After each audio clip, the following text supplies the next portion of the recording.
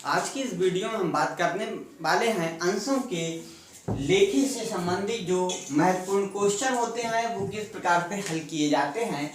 Sohan limited की अधिकृत पूंजी 3 लाख रुपए है, अर्थात यह पूंजी जो है वह अधिकृत कहने का मतलब है कि यह रजिस्टर्ड पूंजी है। इससे अधिक पूंजी हम जनता से नहीं मांग सकते, यह बताया गया है। जो 10 रुपए वाले 30,000 समता अंशों में विभक्त है। यह पूंजी जो है यह 10 रुपए के अंश बनाए गए हैं और कुल हमारे पास 30,000 अंश इससे बने हैं, यह सवाल में बताया गया है। आगे देखिए, इनमें से 12,000 अंश जनता में निर्गमित किए गए हैं।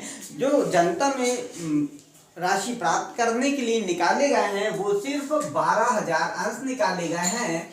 इस संबंध में 2 रुपए आवेदन पर और 4 रुपए आवंटन पर और 4 रुपए प्रथम व अंतिम याचना पर मांगे गए हैं। आपको पंजी प्रविष्टि करना है, बहुत ही महत्वपूर्ण क्वेश्चन है और इस प्रकार का एक सवाल आपको परीक्षा में जरूर पूछा जाएगा। यदि आप पहली बार हमारे चैनल पर आए तो हमारे चैनल गुरुजी कॉम्पिटिटिव एग्जाम चैनल को सब्सक्राइब जरूर कर दें और यह वीडियो अपने दोस्तों को शेयर कर दें। देखते हैं हम यह सवाल, और यह सवाल करने के लिए आपको एक तालिका तैयार कर लेनी चाहिए। वह तालिका बनाने से आपको बहुत सहायता मिलेगी। इसे आप विश्लेषण तालिका भी कह सकते हैं, क्योंकि हम यहाँ पर विश्लेषण कर रहे हैं, इसलिए विश्लेषण तालिका इसका नाम भी आप रख सकते हैं। यह तालिका आप इस प्रकार से बना सकते हैं। तालिका बनाने के लिए आप इसे आवेदन की राशि कह सकते हैं कि आवेदन के रूप में कितना प्राप्त हुआ है आपके पास, आवंटन के रूप में आपके पास कितना प्राप्त होगा और याचना के रूप में आपको कितना प्राप्त होगा। इस प्रकार से आप तालिका बना सकते हैं। अब देखिए, आवेदन की राशि जो है वह यहाँ से आपको मिल जाएगी, वह है 2 रुपए आवेदन पर, और कुल अंश निर्गमित किए जनता में जो निर्गमित किए उनकी बात करेंगे, वह निर्गमित किए हैं 12,000। इसी प्रकार आवंटन की जो राशि है वह 4 रुपए है, यहाँ 4 रुपए हमने लिखा और 12,000 अंशों पर आवंटन करेंगे हम, और यहाँ पर याचना जो है 4 रुपए है। इस प्रकार देखिए आप 12,000 पर हम याचना करेंगे। दूसरा नंबर हम यहाँ मिला भी सकते हैं, 2 रुपए, 4 रुपए और 8 रुपए, कुल यहाँ पर देखिए 10 रुपए आपको आवेदन की राशि यहाँ पर प्राप्त हो रही है। वह बात आपको मालूम हुई होगी। इसी प्रकार यहाँ पे देखिए, जो प्राप्त होगी राशि, यहाँ पर हमें प्राप्त जो होगी राशि तो यहाँ पर और मांगी जाएगी वह राशि भी हम यहाँ पे लिख सकते हैं, कितनी राशि मांगी जाएगी। देखिए, इसे हम और डिवाइड कर देते हैं और डिवाइड करने के बाद में यह तालिका को हम बांट देते हैं। आवेदन की राशि जब हमको प्राप्त होगी तो 2 रुपए के हिसाब से 12,000 आवेदन की राशि 24,000 हमें प्राप्त होगी, और हमने जब जनता से मांगा था यह तो हमने 24,000 रुपए ही इनसे मांगा था, 2 रुपए प्रति अंश के हिसाब से मांगा था। इसी प्रकार आवंटन के समय हमने 4 रुपए मांगा, यानी 48,000 रुपए हमने मांगा था सबसे पहले। मांगने के बाद में हमें प्राप्त हो गई 48,000। याचना की राशि हमने मांगा 4 रुपए के हिसाब से 48,000 रुपए और हमें प्राप्त हुई 48,000। इस प्रकार हमने एक विश्लेषण तालिका बना लिया है। विश्लेषण तालिका बनाने के पश्चात आप देखिए, हम इनकी पंजी प्रविष्टि करते हैं। इनको पंजी प्रविष्टि करने के लिए हमने आपको पहले भी लिखा दिया था कि पंजी प्रविष्टि किस प्रकार से की जाती है। सबसे पहले हम लिखेंगे कंपनी का नाम सोहन लिमिटेड की पुस्तकों में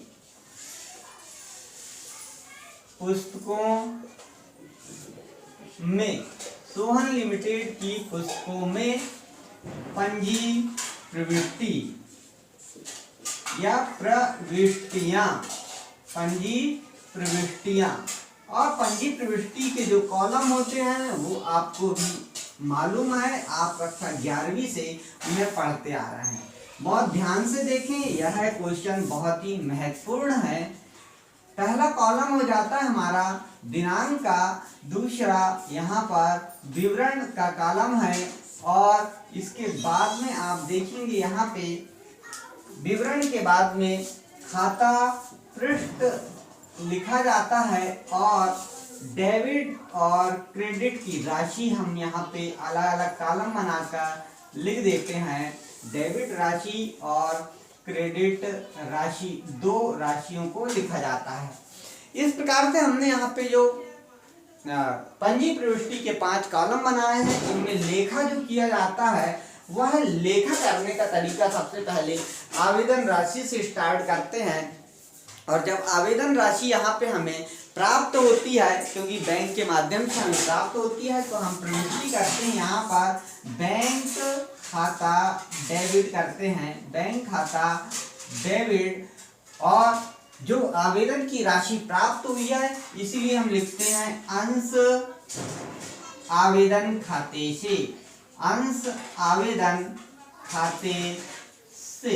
राशि डेबिट में जो राशि है वह यहाँ प्राप्त हुई है 24,000 रुपए, तो हम डेबिट में 24,000 रुपए लिख देंगे, और क्रेडिट में भी 24,000 रुपए लिख देते हैं। और यहाँ पे नरेशन लिखेंगे, नरेशन लिखेंगे आवेदन राशि प्राप्त हुई, आवेदन राशि प्राप्त हुई। यहाँ पे हमने नरेशन लिख दिया, और इसे एक लाइन से हम बंद कर देते हैं। देखिए दूसरी प्रविष्टि, यह आवेदन जो राशि है, इस आवेदन राशि को हम बैंक में जब मिल जाती है तो इसे पूंजी बनाने के लिए पूंजी खाते में इसका हस्तांतरण कर देते हैं, और पंजी प्रविष्टि करते हैं अंश आवेदन खाता डेबिट, अंश आवेदन खाता डेबिट अंश पूंजी खाते से, अंश पूंजी खाते से। और यह राशि यहाँ पर हम पूंजी खाते में हस्तांतरित की गई, पूंजी खाते में हस्तांतरित की। हमने जो राशि है इसे पूंजी खाते में हस्तांतरित कर दी। यहाँ मांगने की बात नहीं होती है, यहाँ हस्तांतरित की जाती है पूंजी खाते में। और हमने यहाँ पे 24,000 रुपए का हस्तांतरण कर दिया पूंजी खाते में। अब जब यह राशि हस्तांतरित हो गई तो हम इन लोगों की जो राशि पूंजी में मिला दी गई है, इसलिए इन्हें हम आवेदन पत्र बांट देंगे। बांटना यानी आवंटन कहलाता है। और जब आवंटन किया जाएगा 4 रुपए के हिसाब से 12,000 अंशों पर, तो 48,000 रुपए सबसे पहले मांगा जाएगा। सबसे पहले मांगेंगे, और मांगते समय हम यहाँ पे पंजी प्रविष्टि करेंगे अंश आवंटन खाता डेबिट अंश पूंजी खाते से, क्योंकि यहाँ पे मांगा जा रहा है अंश पूंजी खाते से। और नरेशन लिखेंगे आवंटन राशि मांगी गई, इसे ही हम बोलते हैं देय हुई। मांगना या देय होना कहलाता है। तो हमने मांगा कितना, 48,000 रुपए यहाँ पे मांगा, और यह राशि 48,000 हमें प्राप्त भी होनी चाहिए। तो यह जब प्राप्त होगी तो वह 48,000 ही यहाँ पे प्राप्त होगी। कभी नहीं होती तो उसके लिए दूसरी हम जो क्वेश्चन लेकर आएंगे उससे संबंधित प्रविष्टि बताएंगे। यहाँ पे हमने राशि, यदि यहाँ पे हमने मांगा है तो वह राशि हमें प्राप्त होगी। बोर्ड में हम इस तरफ जहाँ पे विश्लेषण तालिका बनाया है हमने, यहाँ पर हम इससे चौथे नंबर की प्रविष्टि आपको हल करके दिखाते हैं, क्योंकि यहाँ पर बनेगी नहीं। बिल्कुल हम इसे मिटा देते हैं। अब देखिए यह राशि जो आवंटन राशि है, यह आवंटन राशि हमें मिलेगी। सबसे पहले देखिए हमने आवेदन राशि की बात किए थे। आवेदन के बाद में यहाँ पर हम आवंटन राशि की बात कर रहे हैं और आवंटन राशि भी हमने अभी सिर्फ मांगा है। अब इसमें से आवंटन राशि हमें प्राप्त हो जाएगी, अर्थात चौथा नंबर की जो प्रविष्टि है यह हम यहाँ पे कर रहे हैं, यहाँ के स्थान पर नीचे से ऊपर कर रहे हैं। अब देखिए यहाँ पे यह राशि हमें कहाँ देंगे, जो अंशधारी या बैंक में जमा कर देंगे, यानी पाने वाला बैंक हो गया। तो बैंक खाता डेबिट हो जाएगा और कौन सी राशि प्राप्त हुई है, आवंटन की राशि प्राप्त हुई है, इसीलिए इसे लिखेंगे हम अंश आवंटन खाते से, और नरेशन लिखेंगे आवंटन राशि प्राप्त हुई, यहाँ पे नरेशन लिख देंगे। और राशि कितनी हुई है, यहाँ पर आपको 4 रुपए के हिसाब से 12,000 अंशों की राशि 48,000 रुपए प्राप्त हो गई है। बिल्कुल आपको समझ में आया होगा। इसी प्रकार याचना की राशि हमने आवंटन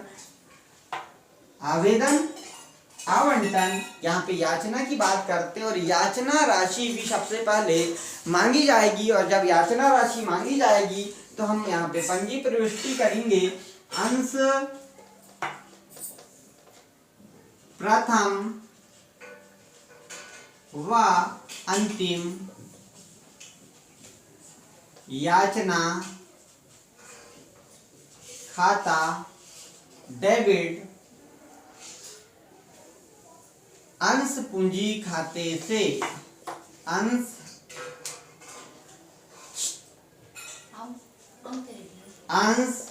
क्या कर रही है, पूंजी खाते से। और यहाँ पे देखिए याचना राशि देय होने पर नरेशन लिखेंगे 4 रुपए के हिसाब से 12,000 अंशों की राशि 48,000 रुपए यहाँ पर मांगी गई और यहाँ मांगने के कारण यह प्रविष्टि हमने की। इसी प्रकार अंतिम जो प्रविष्टि है, यह राशि याचना की राशि जब प्राप्त होगी तो हम यहाँ पे अंतिम प्रविष्टि करेंगे। और वही प्रविष्टि जैसे बैंक में राशि आवंटन की प्राप्त हुई थी, वैसे ही यहाँ पे भी हमें राशि याचना की प्राप्त होगी और बैंक खाता यहाँ पर डेबिट हो जाएगा और अंश प्रथम व अंतिम याचना खाते से हो जाएगा। और यहाँ हम नरेशन लिख देंगे याचना राशि प्राप्त हुई। और यहाँ पर जो डेबिट पक्ष है इसमें 48,000 और क्रेडिट पक्ष है इसमें भी 48,000 यहाँ पे लिख देंगे। और सभी प्रविष्टियों का यहाँ पे हम योग लगा सकते हैं या नहीं तो नहीं भी लगा सकते।